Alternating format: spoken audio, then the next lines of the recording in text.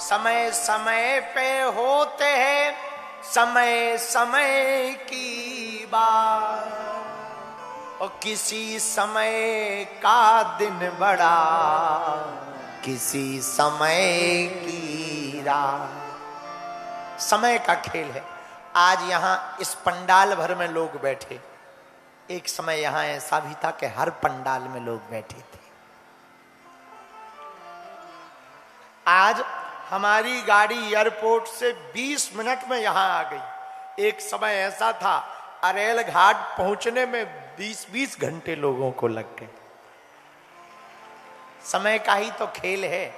तो समय समय पे होते है समय समय की बात, किसी समय का दिन बड़ा किसी समय की रात, समय समय पर होते है समय समय की बात। राम जन्म का दिन बड़ा कृष्ण जन्म की रात।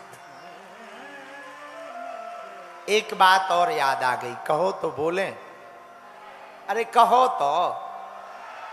तुम लोग थक तो नहीं गए? थक भी गए हो तो हम कौन खपड़िया दबाने आ रहे। सुनो, एक बात और याद आ गई। समय समय की बात है समय समय का योग, और करोड़ों में बिकने लगे 2 कौड़ी के लोग। समय का बड़ा अजूबा है। इसलिए हम प्रार्थना करें, भैया तुम्हें जो भी मिल गया हो, धन पद प्रतिष्ठा रूप जवानी, जो भी तुम्हें मिली हो, घमंड मत करना। यही समझना भगवान का प्रसाद है, भगवान ने दिया है, देश के काम आ जाए और भगवान के काम आ जाए, दूसरों के काम आ जाए, यही भाव रखना। धन्य है हनुमान जी, बल का कितना अद्भुत सदुपयोग करते हैं। मेघनाद ने ब्रह्मास्त्र का प्रयोग किया, हनुमान जी ने विचार किया। जो न ब्रह्म शर्मानयो महिमा मिटे अपार, महिमा मिटे अपार। जो न ब्रह्म सर मानयो महिमा मिटे अपार। हनुमान जी ने सोचा यदि हम ये नहीं मानेंगे तो दूसरे भी नहीं मानेंगे। और ब्रह्मा जी का ब्रह्मास्त्र अपने बड़ों का सम्मान सिखाता। और एक बात याद रखना, जितने युवान बच्चे बैठे हैं, बेटा बेटियां पढ़ने वाले छोटे छोटे बच्चे बैठे हैं, हमारी बात ध्यान से सुनना। तुम जो अपने से बड़ों का सम्मान करता है वो कभी भी पराजित नहीं होता है। अपने से बड़ों का जो सम्मान करता वो हमेशा विजय प्राप्त करता है। चत्वारि तस्य वर्धन्ते आयुर्विद्या यशो बलम। जो अपने से बड़ों को प्रणाम करता उसकी 4 चीजें बढ़ती हैं, आयु विद्या यश और बल। हम नहीं कह रहे, रामचरितमानस में भगवान राम जी से सीखो। प्रातः काल उठ के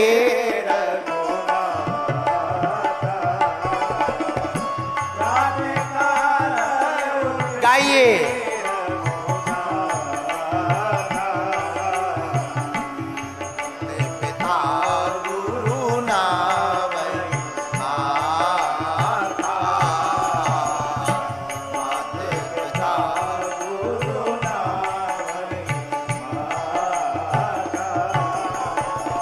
सीताराम सीताराम सीताराम सीताराम सीताराम।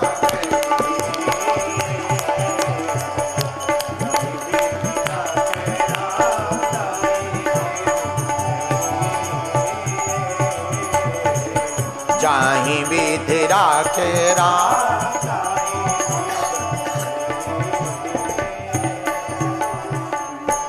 मेरे पागलो, राम जी प्रातः काल उठते, माता पिता गुरु को प्रणाम करते। भगवान एक बात याद रखना, वो ब्रह्म है। ब्रह्म भी जब नर तन पा करके आते हैं, नर तन लेकर आते हैं, तो माता पिता गुरु को प्रणाम करते। जो बालक बालिका अपने माता पिता अपने से बड़ों को सम्मान देता, प्रणाम करता, झुकता है, वह व्यक्ति हमेशा बड़ा होता है। कभी कभी शेर 4 कदम पीछे जाए तो ये मत समझ लेना कि शेर डर गया, लंबी छलांग लगाने के लिए 4 कदम पीछे जाना पड़ता है। ऐसे ही बड़ा बनने के लिए झुकना पड़ता है। ये ये हमारा संकेत नहीं, बाबा का संकेत है। इसीलिए हमारे हनुमान जी ने ये सिखाया कि अपने से बड़ों का सम्मान करो। क्या करो? बोलो बोलो बोलो।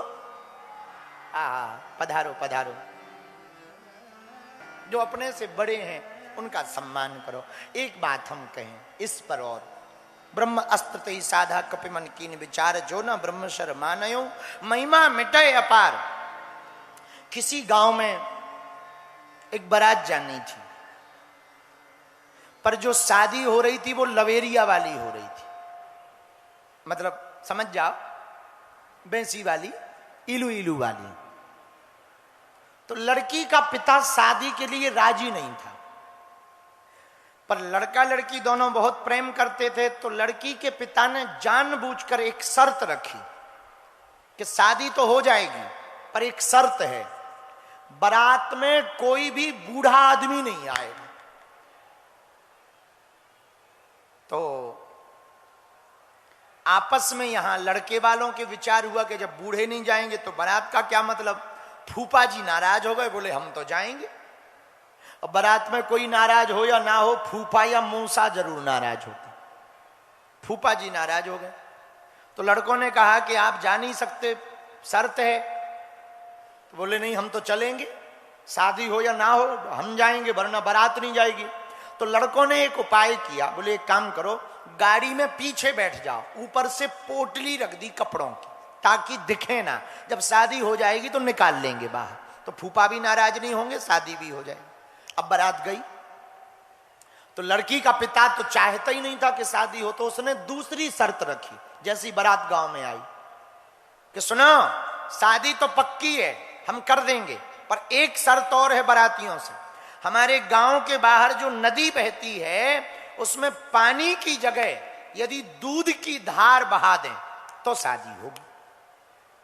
अब सब लड़के ही लड़के थे, बोले इतना दूध लाया भी जाए तो वो बह जाएगा, और दूध भर की धार दिखना बड़ा मुश्किल है।